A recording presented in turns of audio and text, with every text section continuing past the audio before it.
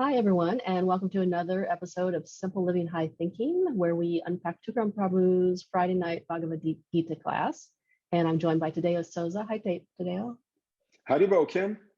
Haribol. And we are at the end of chapter 13, so we're wrapping it up today.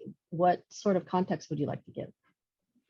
Chapter 13 starts by Arjuna asking 6 questions, and essentially Krishna answers those questions throughout the entire chapter. The questions are: what is nature? What is material, right? Material nature. And what is spirit? What is the body? What is the soul? And what is knowledge? And what is the most worthy thing to know? I'm saying these things all in English right now because we already covered them in depth. So essentially, Krishna answers those questions by saying that Prakriti is matter. So all that we can conceive with empirical science and the senses. So matter, material nature. So that's matter, of which our body is an instance. And so that's the answer to that question as well. The body is matter, is an instance of material nature. And the soul, which is who we really are, is a instance of spirit. So there's spirit and there's matter in a macrocosm, and there is body and souls in a micro way of looking at things. So those are the 4 things, right? And then the other 2 were knowledge. What is knowledge? And what is the most worthy object of knowledge? To which Krishna responds that knowledge is understanding the difference between spirit and matter, or the body and the soul. And the most worthy object of knowledge is spirit. So to understand ourselves as the soul, and ultimately God himself as the supreme soul. And now we are about to finish the chapter. How about your thoughts about a context to this chapter, Kim? Yeah, I liked the comment that Tukaram Prabhu made at one point when we first started 13 and got into the question of the body versus the soul. And he was saying how it was similar to the questions of the body and the soul. Well, that's also talking about spirit and matter. And I really see, as you were talking about them, I really see how all of these 6 questions are so just talking about the same overarching concept of spirit and matter and what is most important to know. So I really see how they're all tied together. Right. And we are picking up on text 25, and we are finishing the chapter. And so text, what is it? Let me read it here. Krishna talks about the importance of hearing. And so Krishna goes on to talk about souls embodied in matter, our bodies, and who may not have much knowledge.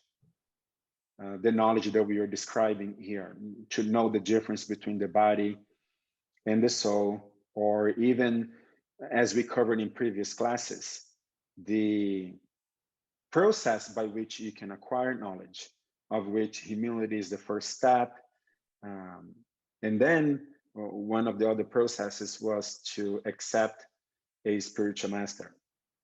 And so then Krishna makes a point that even if you are born in a condition that is less than desirable, let's say to a family of people that are not really interested in spirituality or God, and therefore, your karma brought you there. And so you didn't start off really well. And most likely you too will not be interested in spirituality, and lots of sufferings will come upon you.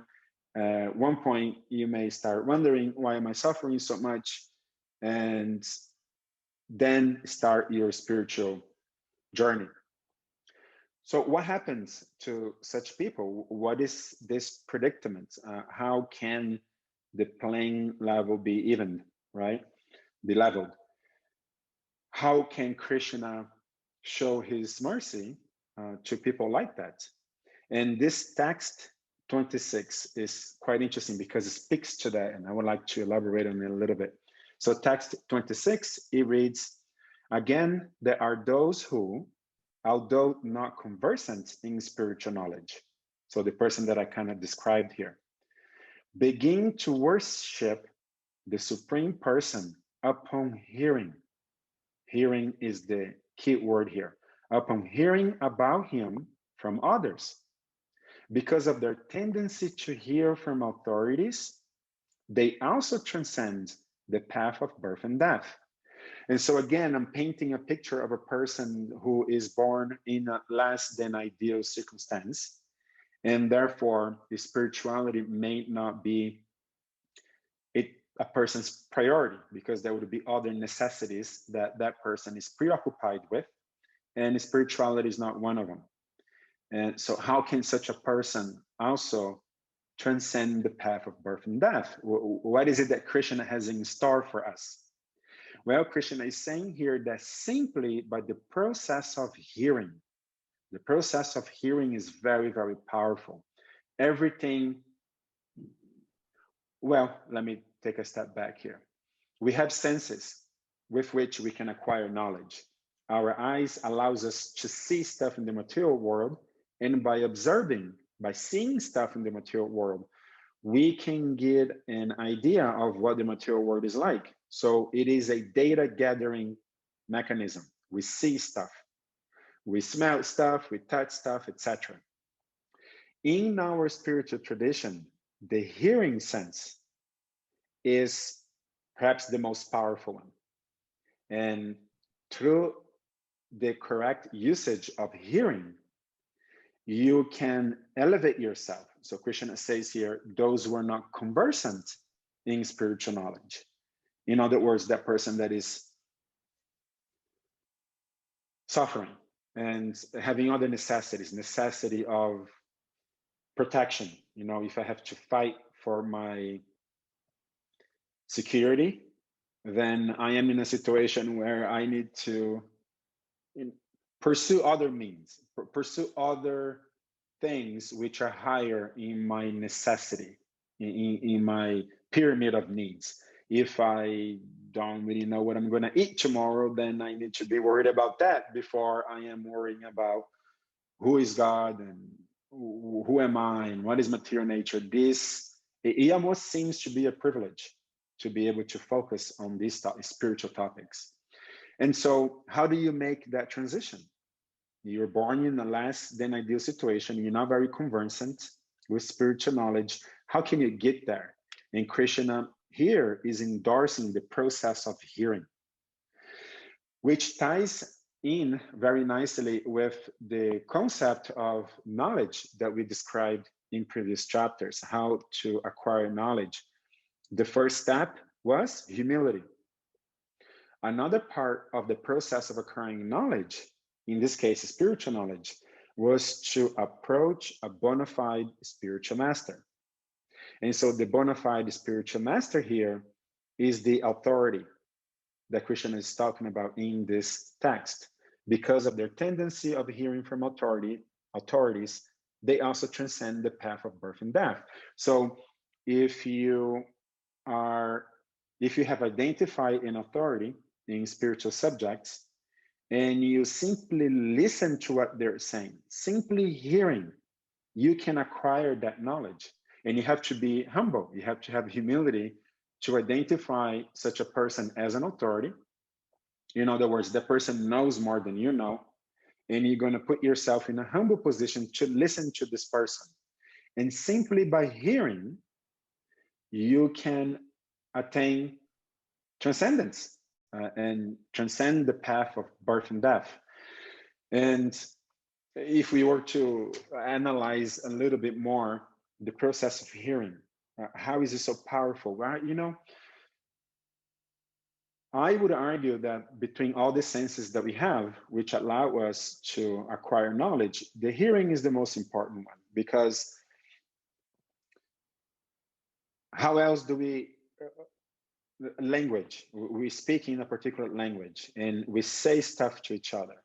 Simply by what we say, we can really elevate somebody or we can really bring somebody down. That's the power of speech. But if you're not hearing what I'm saying, then there's no power in my speech. But by you hearing what somebody is saying, you can be elevated or you can be degraded. You can be consumed by anger or you can be consumed by love, simply by hearing. And so that process of hearing is extremely powerful, and it really has the ability to penetrate the layers of the mind and the intelligence and actually awaken the soul within the process of hearing itself. And I guess I can rest my case on the fact that our main spiritual practice is chanting. And we call that our meditation. In the Western world, meditation is a topic that is a bit abstract, but in the Eastern world, it's very well defined. There are different types of meditations. It seems to me, in a broad general perspective, that in the Western world, meditation is synonymous with some kind of stillness. You kind of just sitting there and you're not doing anything and you're not thinking about anything and you're just meditating, still, very quiet. Generally speaking, in my experience, most people have that conception of meditation. And we call our meditation is called japa meditation, which means that we are citing a sacred mantra. In our case, our sacred mantra is Krishna's name.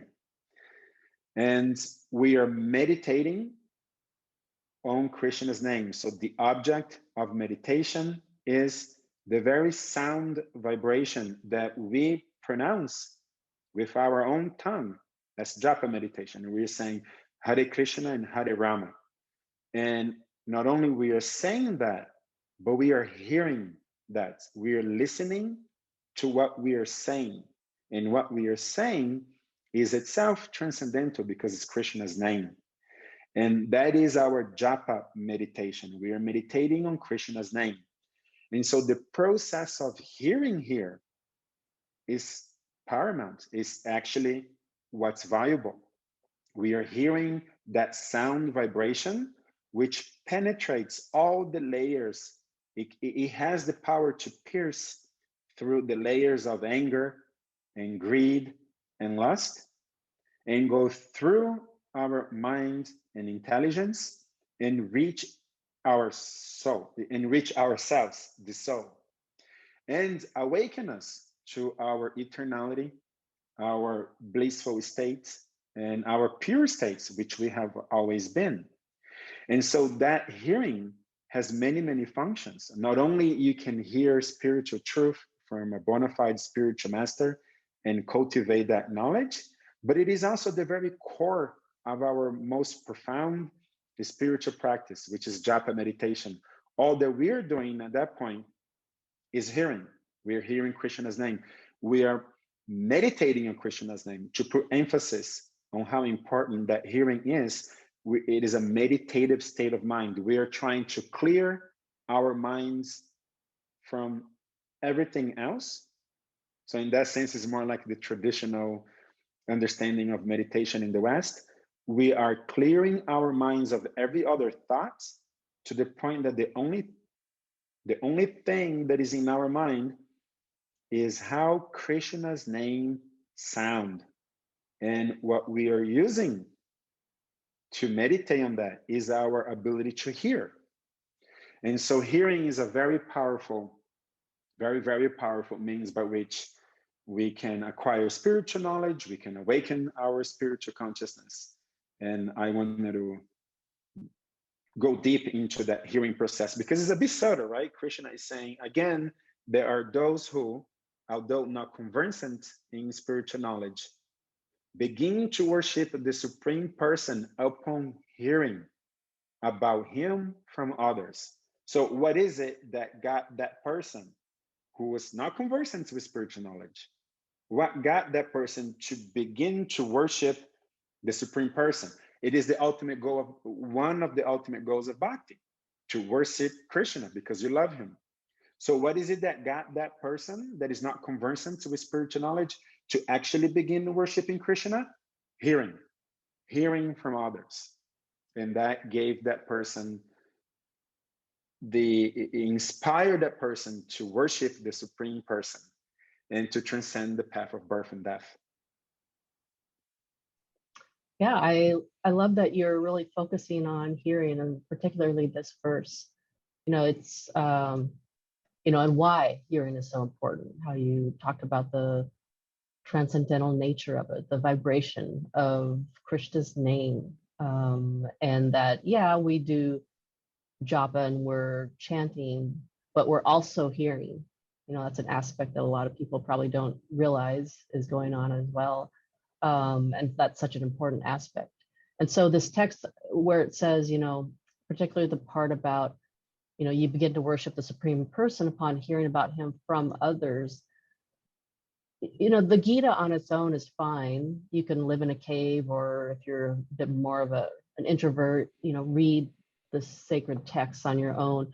But what's going to make them come to life is when you start to associate, and I'm speaking obviously from personal experience, but finding a teacher where it doesn't necessarily have to be a really well-known Maharaj or guru, like Radha Swami, or someone who's a little harder to access on a personal day-to-day level, but to find a teacher locally who's at your local temple, someone who devotees could put you in touch with. That is where your spiritual growth will really start to grow, where you start to associate with people who are like-minded, seeking that same truth, who are chanting, who they have, no matter who they are, they always have really valuable things to help you in your spiritual path. So to not discount the importance of association and a teacher who's accessible to you on a daily or weekly basis. That is so powerful, Kim. And everything comes together so nicely, because once you associate with spiritual minded people and a spiritual teacher, local spiritual teacher, then what is it that you guys going to do? You're going to talk and you're going to hear. And by hearing, you gain all that knowledge. And so everything ties in so nicely. It's very powerful. The point of association, it's such icing on the cake of the point that I'm trying to make here, because when you associate with people that are talking about Krishna, then that's what you're going to be hearing. And we can also analyze it from the other perspective. What if you are associating with people that are criminal minded and lusty and very angry, or listening to music that is very violent, that promotes violence, and that uses foul language? You're going to be compelled to act in that way. Those sentiments, those feelings are going to become your sentiments and your feelings. So the negative aspect of it is also there. That's why it's quite, again, going back to association, is very important to choose your association very carefully, because your association is going to determine what it is that you're hearing. And what you're hearing, your thoughts and your behavior, and ultimately your consciousness, is predicated on what you're hearing, most of it. And so it's very, very important. And we can see, right? Like if you listen to music that is elevating, if you listen to music that is talking about love and compassion and brother and sisterhood and charity, etc., you feel like that. That's why people like music so much. That's why music is so powerful, because you're hearing to something that elevates you. And from a non-judgmental perspective, I have nothing against heavy metal or rock and roll or degrading hip hop. I don't have, particularly me personally, I don't judge people that listen to that kind of music. I find myself, however, very agitated. I come from a basketball culture, and that's very tight with hip hop. And there are two types of hip hop in my mind, those that are violent and victimhood and inspiring or promoting degradation of women, etc., and degradation of people that are listening to that kind of music, anyways. And there's another type of hip hop that is actually promoting people to get better and become better and know more, etc. They're both there.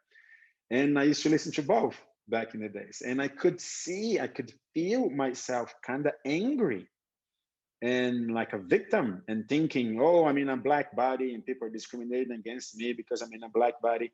And those sentiments and those feelings came by listening to those type of music. And when in contrast to that, I started listening to, let's say, Bob Marley. This is like back in the days. It seems like a lifetime ago. Who is talking about love? Who is talking about being peaceful and so on? Is a very different type of energy. And it gets you in a very different mood and mindset. And what is the only thing that promoted these two feelings and these two mindsets?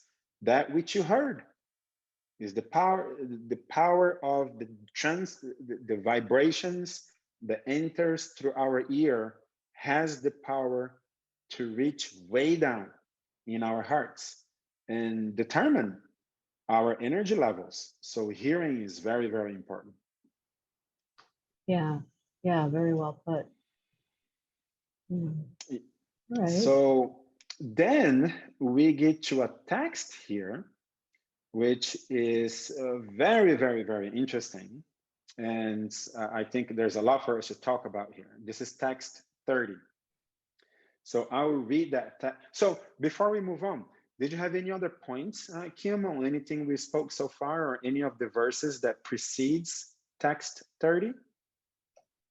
No, I'm always reminded, no matter what chapter we're in, about Krishna giving us our intelligence and just the impact that our intentions can have on our lives and our learning. And maybe you're just starting out or just curious about the Gita and this conception of divinity, and even just taking these small steps of reading, or I'm going to try chanting around, see what it feels like, or meeting a devotee. It's such a powerful process where Krishna helps you along the way. And when you come to the table with humility, your desire to learn, and you're hearing, your ears are open, and you're open to what your spiritual teacher has to say. It's just, progressively, it just builds on itself. So that's what comes to Absolutely. mind. Yeah. Absolutely. So text 30, it's quite philosophical, and I think it's really interesting. So let's just read it. One who can see that all activities are performed by the body, which is created of material nature, and sees that the self does nothing, actually sees. So let's break it down a little bit here. So one who can see that all activities are performed by the body, which is created from material nature. So we're discussing how the body is an instance of matter. So yeah, it follows the body is created from material nature because it's material, and it is therefore created from material nature. But that all activities are therefore performed by the body, which is material nature, and sees that the self, in this case, the self is the soul, the instance of spirit, souls, who we are, that the soul does nothing. Krishna is saying the person who can see that, that person actually sees. Now, right away, this introduces a huge philosophical problem. Essentially, we can throw away the entire karmic system, because if the soul is subject to karma, and the soul and God is fair and just, then its soul would receive as a karmic reaction that which it deserves, predicated on past actions that was carried, in order to be fair, by the soul. Because if you can act in a bad way and I get your karmic reactions, that's not fair. It doesn't make any sense. So I must have acted in a particular way, good or bad, in the past, so that in my present or near future or distant future, I am going to enjoy the benefits of my previous good actions or going to suffer the pains of my previous bad actions. In either case, it was I, the soul, who acted. Otherwise, me receiving the good and bad reaction, it's not fair. So it must be something I did in order for me to receive its bad or good reaction. But wait a minute, in this text, Krishna is saying something different. He's saying that all activities are performed by the body, which at this point in this chapter or throughout the entire Gita, we know we are not. We are not the body. In fact, this chapter is essentially dedicated for that point alone. The body is created of material nature, and we are not the body. We are soul. The difference between spirit and matter. We are spirit, not matter. And here, Krishna is saying that all activities are performed by the body, by material nature. And then I get the good and bad reactions of material nature, even though I myself, I'm doing nothing. Well, how is that fair? Because material nature is not really guided by consciousness. And so is it just a matter of luck that my particular body, under the influence of its greater composition, which is material nature, acts by itself, and I, the soul within, will suffer its bad actions? So how does that make any sense, right? So it's a huge philosophical problem. Do you see that, Kim? Yeah, it's such an important distinction of this, really breaking down what this verse means, because one could easily say, oh, material nature and this whole system of being unfair, and I had nothing to do with it. Why did I get born into this body or this family or these circumstances? And not really understanding or being able to accept this idea of the karmic system, where we are just following our desires, and those desires have consequences.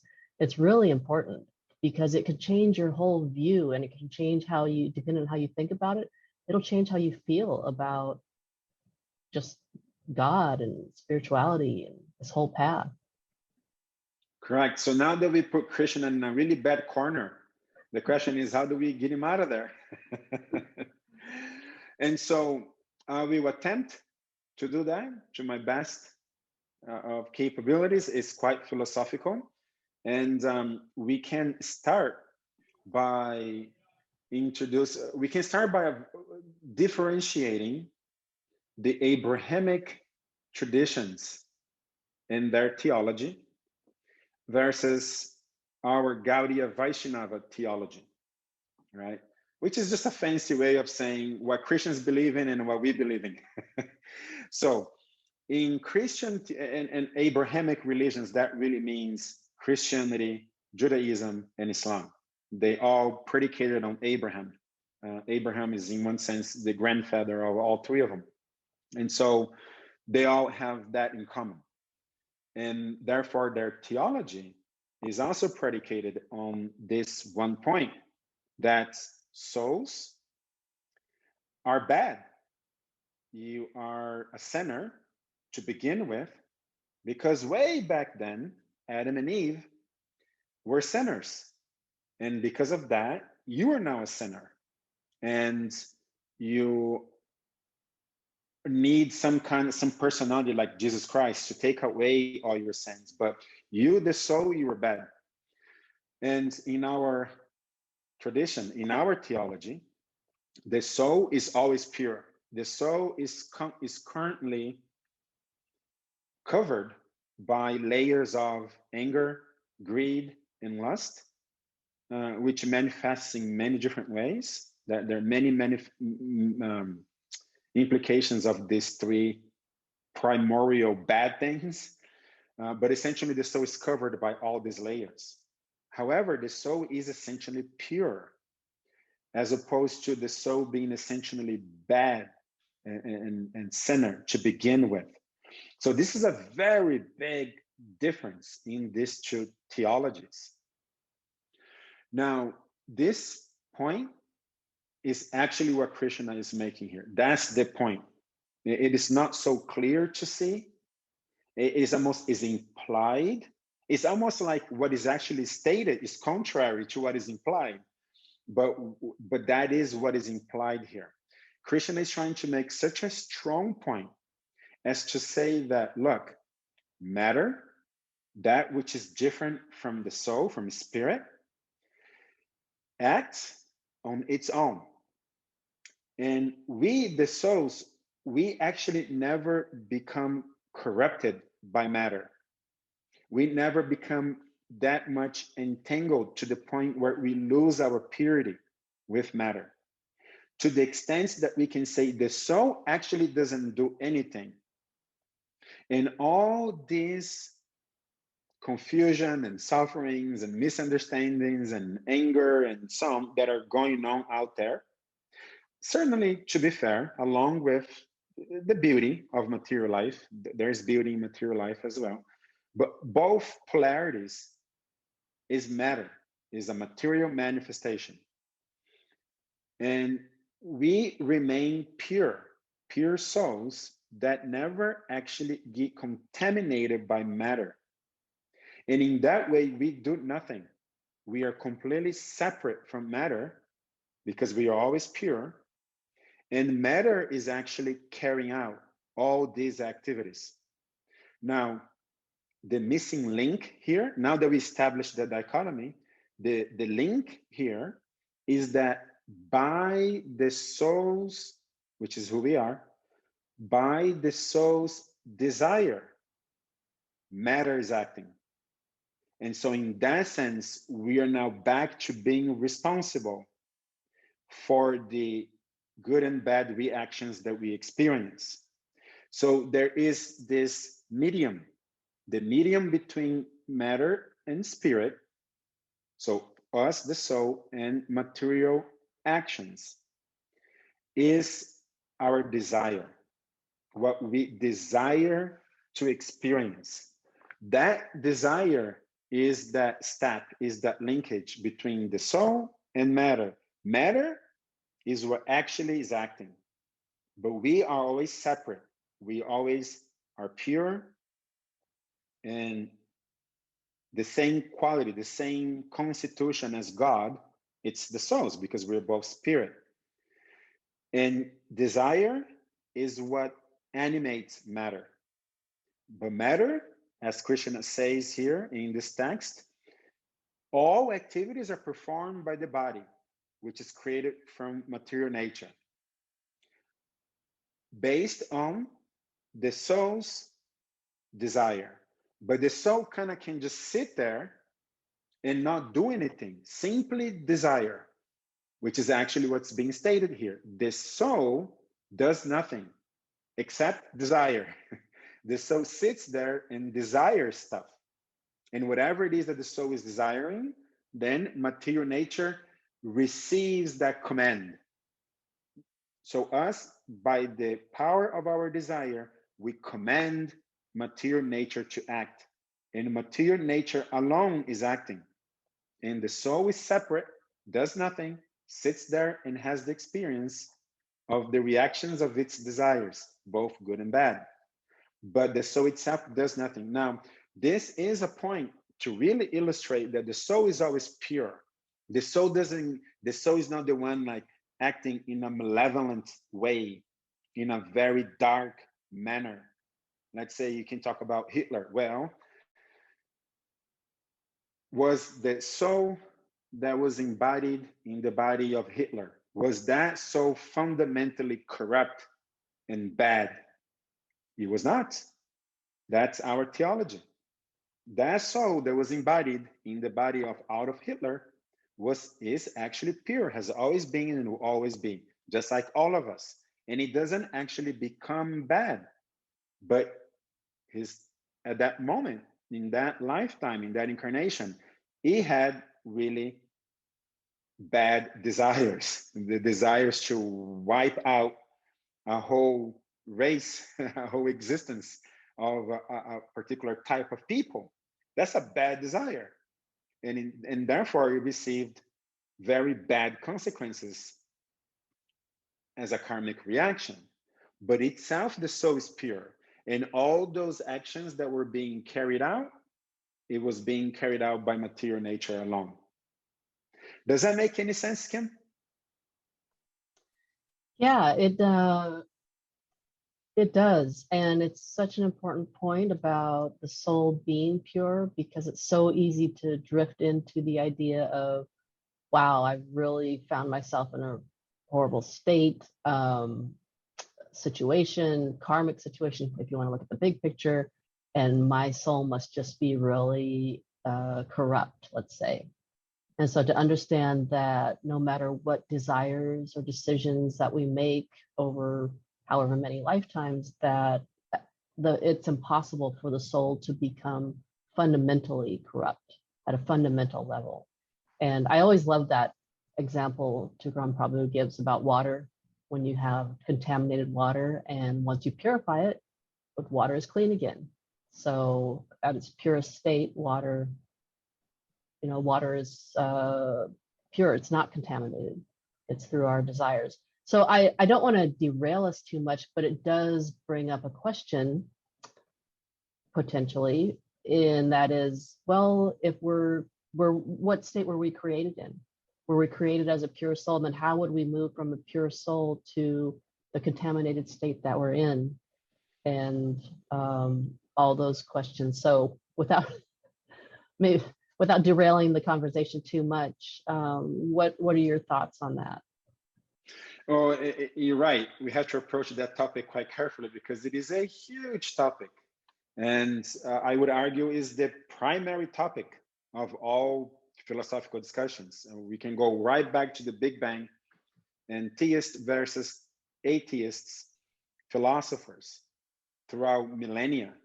And the two main problems on both sides are, if you're an atheist and you don't believe in God, then you're much of a materialist because matter is responsible for everything.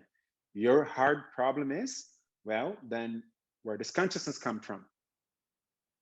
So if you are on that side of the story, matter is all there is, well, your hard problem is consciousness, mind itself. How do you account for that? Because through all of our empirical science, you cannot create consciousness from matter.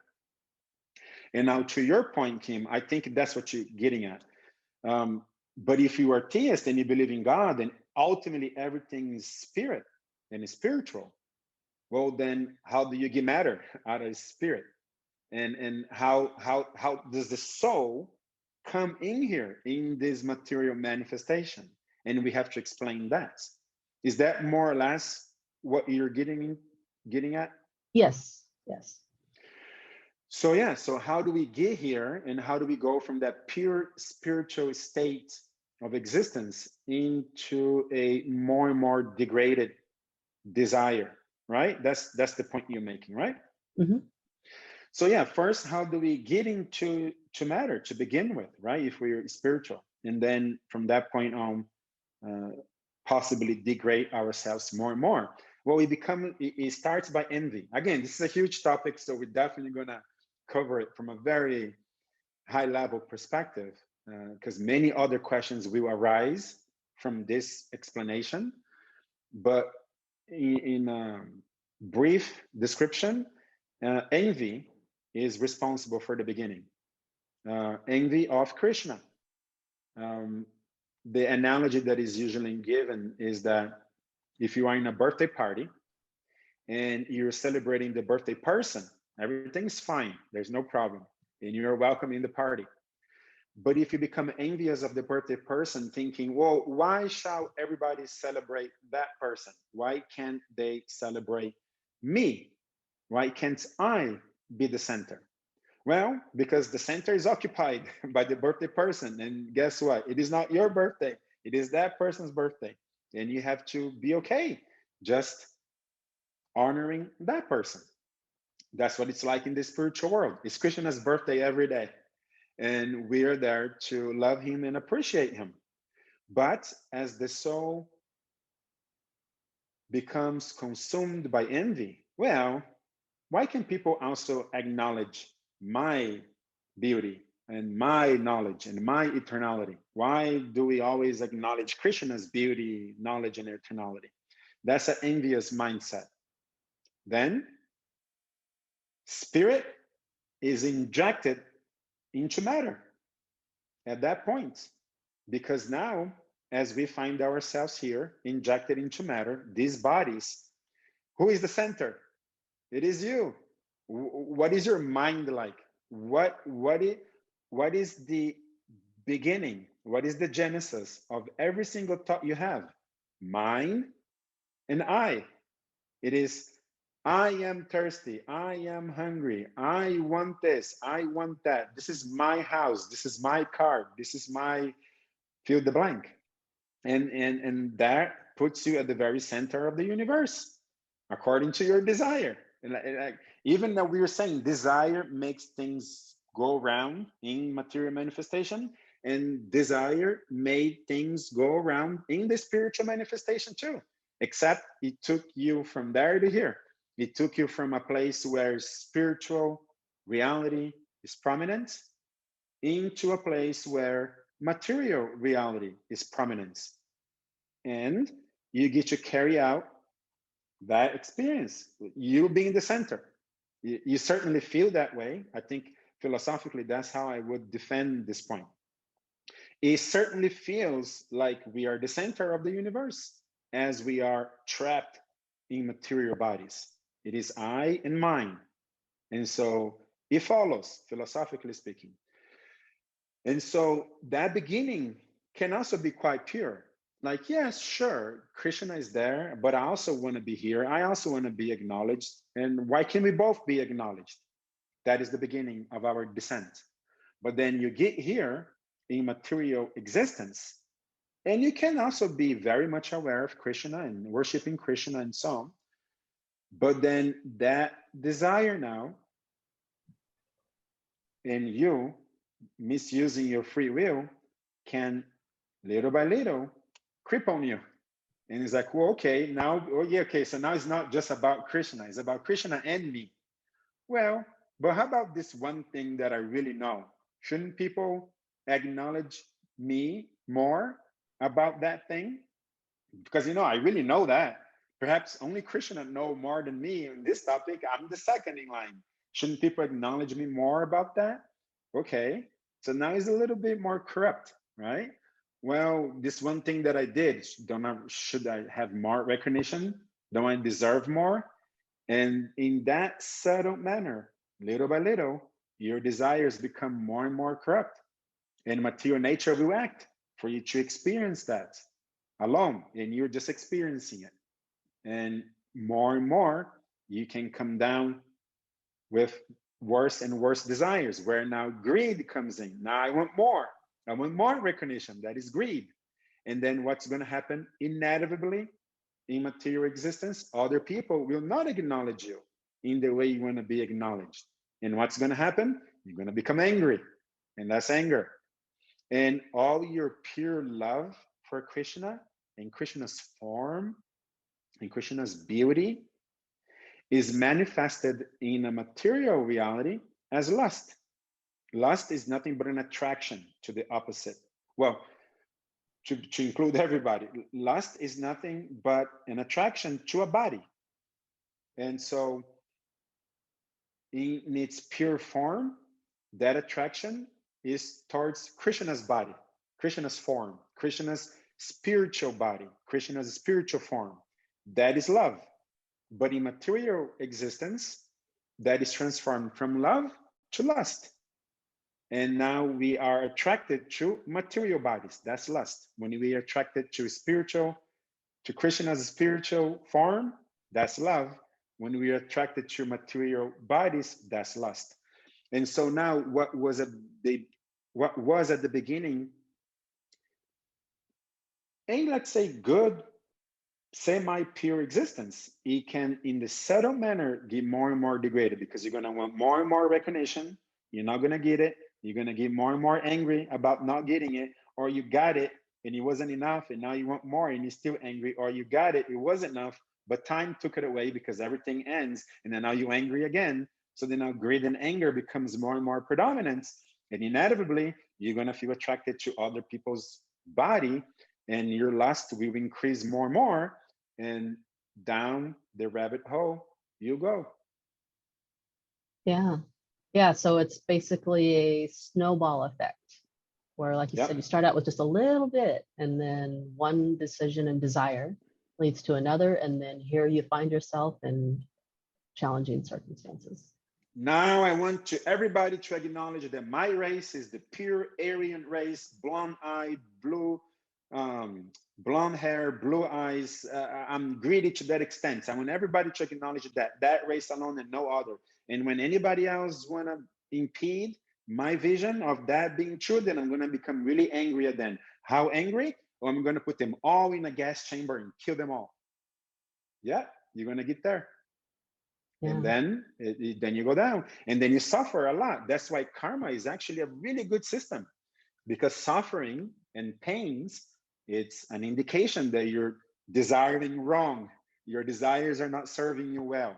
You're going down to hellish existence temporarily, but you're going there, and you're going to have this really wonderful, actually, very merciful feedback mechanism called karma, where you're going to experience pains and pleasures. That should be an indication you're desiring wrong. You're doing something wrong. And then now you get through the process of hearing, you're going to get a bona fide teacher who is going to teach you some sense. It's not about you. It's all of us. We are all souls. We are all the same. We all come from the same God. You shouldn't lust. You should love. You shouldn't be greedy. You should share. You shouldn't have anger. You should have tolerance and compassion. A wise, bona fide spiritual master will tell you that. And you hear that, being tired of suffering so much due to your wrong desires, you're going to be inclined to hear that and again elevate your consciousness. However, you, the soul, never became contaminated. You were always pure. You just came in this long and boring and dark material journey. And then now you can get out by hearing properly and go back to the spiritual world where you belong, where everybody's as pure as you always was. You just had a bad dream. Yeah, I've always been curious about the phrasing of remembering our true nature, remembering Krishna, remembering a life better than this. And so that, to me, just by the words that Prabhupada chose, it indicates that, okay, we once were in a better place, and through our own wishes, we came to a worse place. And so these layers of peeling off layers of contamination and choosing different things and getting back more to where we started. So it makes a lot of sense to me. Right. There's text 33 substantiate this claim that we don't actually mix with matter. Text 33 reads, the sky, due to its subtle nature, does not mix with anything, although it is all pervading. So sky here can be also conceived of as space, right? So space is the accommodating principle of everything. Nothing could exist if there wasn't any space for things to exist. And so the sky here is space. So the sky, due to its subtle nature, so subtle, right, does not mix with anything, although it is all pervading. Similarly, the soul, situated in Brahman vision, does not mix with the body, though situated in the body. So similar, just like air occupies space, but never contaminates space, and it is rather dependent on space. You can take the air away and space still exists. So in that manner, space never really mixes with air. Similarly, the soul is always pure and never really mixes with matter or the body, although situated in the body. So in that sense, the soul just sits there and does nothing, but through its desires, it causes material nature to act, which alone acts, performs all activities. But we kind of just sit there and desire things. Yeah. Yeah. All right. Well, we are out of time. Are there any other closing thoughts that you'd like to share? Yes, chapter 14 is really interesting, and we should be tuned to that. All right. Well, on that cliffhanger, thank you today. I appreciate your time, and I appreciate everyone who's listening. And we will see you again next week for chapter 14. Looking forward to it. Haribol. Haribo. Hare Krishna, Krishna Krishna, Hare Hare.